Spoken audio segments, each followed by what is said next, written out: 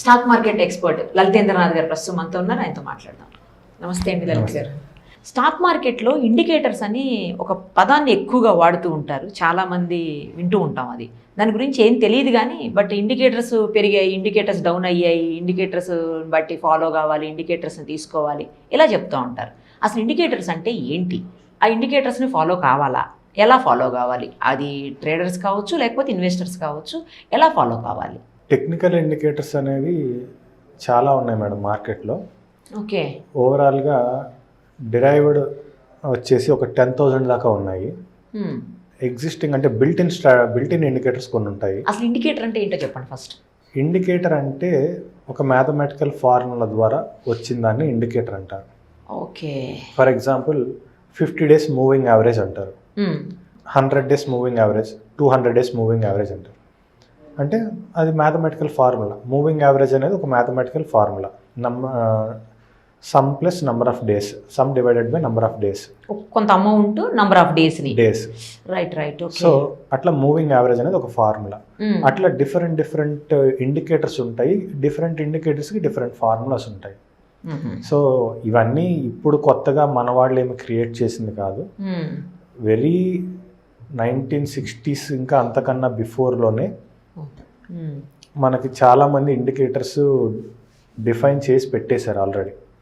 So ఈ indicators వాడితే మార్కెట్లో కొంతవరకు మనం షైన్ అవ్వచ్చు అనేసి. ఇప్పుడు మనం మేజర్గా క్యాండిల్ స్టిక్ ప్యాటర్న్ అనేది ఒకటి వాడతారు. మళ్ళీ చెప్పండి. Candle stick pattern. Candle stick pattern అనేది జపనీస్ టెక్నాలజీ. ఓకే. జపాన్లో ఒక ఆయన రైస్ ట్రేడింగ్ కోసం యూస్ చేశారు దాన్ని. అవునా? దాన్ని స్టాక్ మార్కెట్లోకి తీసుకొచ్చారు. సో ఇట్లా నంబర్ ఆఫ్ ఇండికేటర్స్ ఉన్నాయి. మీకు ఒక బెస్ట్ ఆథర్ గురించి చెప్పాలి అంటే ఇండికేటర్స్ మీద WD గ్యాన్ అని ఒక ఆయన ఉన్నారు. ఓకే. మనము ఇప్పుడు మన తెలుగు సంస్కృతిలో మనం పంచాంగాలు ఫాలో అవుతాం కదా. అవును. ఈరోజు వర్జం ఏంటి, దుర్ముహూర్తం ఏంటి, ఇట్లా ఉంటాయి కదా. ఆయన ఆ విధంగా ప్లానెటరీ మూమెంట్స్ని ఆధారంగా చేసుకుని స్టాక్ మార్కెట్ ఎలా ఫ్లక్చువేట్ అవుతుంది అనేది ఆయన కొన్ని థీరీలు రాశారు. ఈ రోజుకి ఆ థీరీ అలానే నడుస్తూ ఉంటుంది. ఆయన టూల్స్ వాడితే అసలు ఎంత క్లారిటీ ఉంటుందంటే అంత క్లారిటీ ఉంటుంది. అవునా? ఓకే. చాలామంది రియల్ టైం ట్రేడర్స్ చాలామంది గ్యాన్ ప్రిన్సిపల్ వాడతారు. అంత ఎఫిషియెంట్గా ఆయన డిజైన్ చేశారు. ఓకే. ప్లానెటరీ మూమెంట్స్ ఆధారంగా స్టాక్ మార్కెట్ ఎలా ఫ్లక్చువేట్ అవుతుంది ఓకే అనేది ఆయన చాలా ఆయన ఒక్క థీరీ మీద బేస్ చేసుకునే ఒక 4-5 ఇండికేటర్స్ ఉన్నాయి. ఓకే. సో ఇట్లా మార్కెట్లో చాలా ఇండికేటర్స్ ఉన్నాయి. అయితే ఇక్కడ ఒక డ్రాబ్యాక్ ఏంటి అంటే ఏ ఒక్క ఇండికేటరు సింగిల్గా మనం షైన్ అవ్వలేము. జస్ట్ ఈ ఒక్క ఇండికేటర్ వాడితే స్టాక్ మార్కెట్ తెలుసుకోవచ్చు అంటే ఆ ఒక్క ఇండికేటర్తో మనం షైన్ అవ్వలేము. ఒక కాంబినేషన్ వాడుకోవాలి. ఒక 2, 3, 4 అది మన ప్రాబబిలిటీ అనమాట. మన సక్సెస్ రేషియో పెంచుకోవడానికి ఎన్ని అవసరమైతే అన్ని వాడుకోవాల్సి వస్తుంది. అయితే ఈ ఇండికేటర్స్ మీద కూడా డీప్గా నేను రీసెర్చ్ చేసి నా కోర్సులో నేనే ఒక ఇండికేటర్ తయారు చేసుకున్నాను. ఎందుకు ఇంత డీప్ రీసెర్చ్ చేయాల్సి వచ్చింది అంటే నేను ఫస్ట్లో మార్కెట్ స్టార్టింగ్లో ఉన్నప్పుడు, అంటే నేను మార్కెట్కి కొత్తగా వచ్చినప్పుడు చాలామంది 50 డేస్ 100 డేస్ 50 డేస్ 100 డేస్ని క్రాస్ అయితే, లేకపోతే 21 డేస్ 50 డేస్ని క్రాస్ అయితే పెరిగిపోద్ది, కింద క్రాస్ అయితే పడిపోతుంది అంటారు. ఇంత సింపులా అనుకున్నాను. కానీ అంత సింపుల్గా ఉండదు. అది రోజుకి పాము మెలికలు తిరిగినట్టు ఎన్నిసార్లు తిరుగుతూ ఉంటుంది. సో అక్కడ మనం చాలాసార్లు లూజ్ అవుతూ ఉంటాం. కానీ న్యూస్ ఛానల్స్లో స్టిల్ ఇంకా వాటిని అడ్డం పెట్టి రోజు న్యూస్ చెప్తూ ఉంటారు. సో ఈరోజు అది 50 డేస్ పైన వచ్చింది, సో పాజిటివ్గా ఉంటుంది. సో ఈరోజు 50 డేస్ కింద ఉంది, మార్కెట్ పడిపోతుంది అంటారు. కానీ మరి అంత ఈజీగా ఆ గ్రాఫ్స్ కూడా మనకు చూపిస్తారు. న్యూస్ చదివేటప్పుడు ఆ గ్రాఫ్ కూడా చూపిస్తారు. సో ఈ మూవింగ్ యావరేజ్ని క్రాస్ అయింది, సో పెరుగుతుంది అంటారు.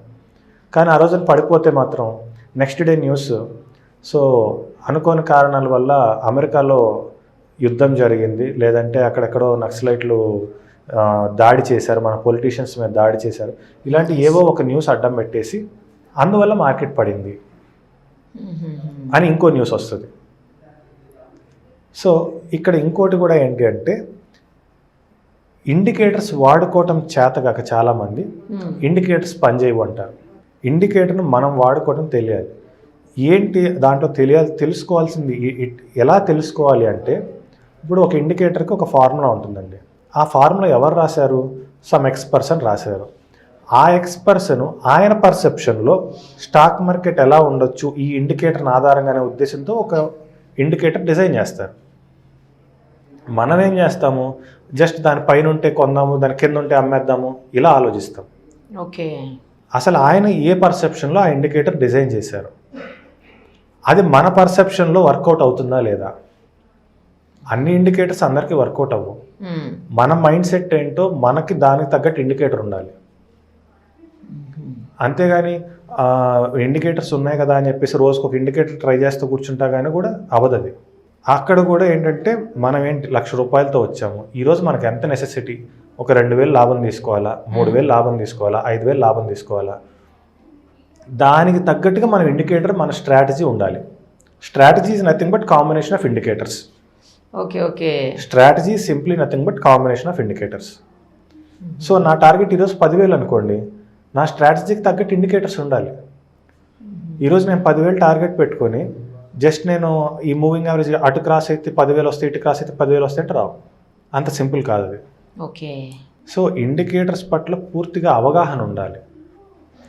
ఆ ఇండికేటర్ ఎవరు డిజైన్ చేశారో ఆథర్ గురించి కూడా చదవాలి. ఆయన ఆ ఇండికేటర్ని ఎలా ట్రేడింగ్ చేశారు అనేది కూడా ఉంటాయి, బుక్స్ ఉంటాయి. మీరు ప్రతి ఒక్కటి గూగుల్ చేసుకోవచ్చు. ఇప్పుడు నేను ఇందాక చెప్పిన WD గ్యాన్ అనే వ్యక్తి ఒక బుక్ ఉంది ఆయనది. ఆయన వాడిన టూల్స్ ఏ విధంగా వాడారు, మార్కెట్ ఎలా ఫ్లక్చువేట్ అయినప్పుడు టూల్ని ఎలా మళ్ళీ రీడ్రా చేసుకున్నారు, ఇవన్నీ నీట్గా ఉంటాయి, బుక్స్లో ఉంటాయి. అవన్నీ చదవాలి. ఇంత చదివితే కానీ ఒక స్ట్రాటజీ రాదండి. అలా కాకుండా యూట్యూబ్లో ఇది వాడితే 10,000 వస్తాయి, ఇది వాడితే 20,000 వస్తాయి అంటే, నేను అలా 10,000 20,000 ఎన్నో మైనస్లో చూసున్నాను. అలాంటివన్నీ వాడి మైనస్లో చూసున్నాను. కాబట్టి అందుకే నేను సెల్ఫ్గా ఒక స్ట్రాటజీ డిజైన్ చేసుకున్నాను. అంటే ఇక్కడ అది ఏ ట్రేడర్ మైండ్ సెట్ అయినా సరే, ట్రేడర్ మైండ్ సెట్ అంటే జస్ట్ ఎమోషన్స్, డబ్బు సంపాదించాలని ఒక ఎమోషన్ ఉంటుంది ఆయనకి. సో ఆ ఎమోషన్ని మనం క్యారీ చేయకూడదు. ఎమోషన్స్ ఎప్పుడు క్యారీ చేయకూడదు, డిసిప్లిన్ క్యారీ చేసుకోవాలి. అందుకే నా కోర్స్ ఎప్పుడు కూడా నేను 1-to-1 ఇస్తాను. ఓకే, 1-to-1 ఇచ్చినప్పుడు ఏమవుతుందంటే అతను ఎన్ని డౌట్స్ ఉన్నా నన్ను అడుగుతాడు. 2 months నేను అతనితో ట్రావెల్ చేస్తాను. ఆ ట్రావెల్ చేసినప్పుడు ఆ ఇండికేటర్ ఎందుకు వాడుతున్నాము, సో అతని మైండ్ ఫ్రీ చేసేసి అతన్ని నేను బిజినెస్లో పంపిస్తే he will be a successful person. Okay, అలా కాకుండా నేనేదో 1 day 2 days చెప్పేసి, లేకపోతే ఒక బంచ్ ఆఫ్ పీపుల్కి ఒక 1 day క్లాస్ చెప్పేసి అయిపోయింది అంటే అది వర్కౌట్ అవ్వదు. అసలు ఎవరు చెప్పినా వర్కౌట్ అవ్వదు. మనం ఏ కోర్స్ చేయాలన్నా కానీ మినిమం 2-3 months పడుతుంది కదండి, ఎంత చిన్న కోర్స్ అయినా. మరి 1 day 2 days ఎలా కోర్సెస్ నేర్చుకుంటామండి మనం? పర్ఫెక్ట్గా నేర్చుకోవాలంటే మీ దగ్గరికి రావాల్సిందే. పర్ఫెక్ట్గా నేర్పించే వాళ్ళు చాలామంది ఉన్నారండి. ఓకే, సో మనం అడగాలి ఫస్ట్ ఆఫ్ ఆల్, మీరు ఏం నేర్పిస్తారు, ఎన్ని రోజులు టైం పడుతుంది, 1 day క్లాసా 2 day క్లాసా, ఇవన్నీ మనం ఫుల్ ఫ్లెడ్జ్డ్గా అడిగి. ఒక ప్రోడక్ట్ కొనాలంటే ఎన్నిసార్లు ఆలోచిస్తారు? ఒక ఫోన్ కొనాలి, ఒక ఫోన్కి ఎంత ఎంక్వైరీ చేస్తారు? కరెక్ట్. ఒక కార్ కొనాలంటే ఎంత ఎంక్వైరీ చేస్తారు? ఏ మోడల్ కొనాలి, ఎంత ఎంక్వైరీ, ఏ కంపెనీ కార్ కొనాలి. మరి ఏ కోర్స్ తీసుకోవాలి అన్నప్పుడు ఎందుకు ఎంక్వైరీ చేసుకోరు? బ్లైండ్గా ఎవరో చెప్పారు, యూట్యూబ్లో నేను ఇంత సంపాదించాను అంటారు, నా కోర్స్ చూడండి అంటారు. ఓకే, నువ్వు సంపాదించావు అంటే నీ ఫినాన్షియల్ స్టేటస్ వేరే అయి ఉండొచ్చు. పిండి కొద్దీ రొట్టె అంటారు. ఎంత ఇన్వెస్ట్మెంట్ ఉంటే అంత రాబడి సంపాదించుకుని ఉండొచ్చు అతను. పైగా ఎప్పటి నుంచి ఉన్నాడు అతని హార్డ్ వర్క్ మనకు తెలుసా? తెలియదు కదా. మరి జస్ట్ నా దగ్గర కోర్స్ నేర్చుకోండి అంటారు, కోర్స్ 2 daysలో కోర్స్ అయిపోతుంది. ఆ 2 daysలో అసలు ఏం నేర్చుకుంటారు, వీళ్ళు ఎంత ప్రాక్టీస్ చేసి ఉంటారు? సో ఖచ్చితంగా స్ట్రాటజీ అనేది 2 months నేను నేర్పించిన తర్వాత కూడా వాళ్ళు ప్రాక్టీస్ చేసుకుంటారు. స్లోగా ప్రాక్టీస్ చేసుకుంటూ డీసెంట్ ఇన్కమ్ సంపాదించుకుంటూ వెళ్ళాలి. రైట్ అండి, thank you so much. Thank you very much.